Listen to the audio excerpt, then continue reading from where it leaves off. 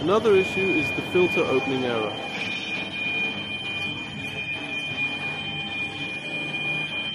Even when the pilot light is correct, it still malfunctions, often giving temperature errors or shutting down the radiator. I've cleaned this and there's no problem now, as you can see.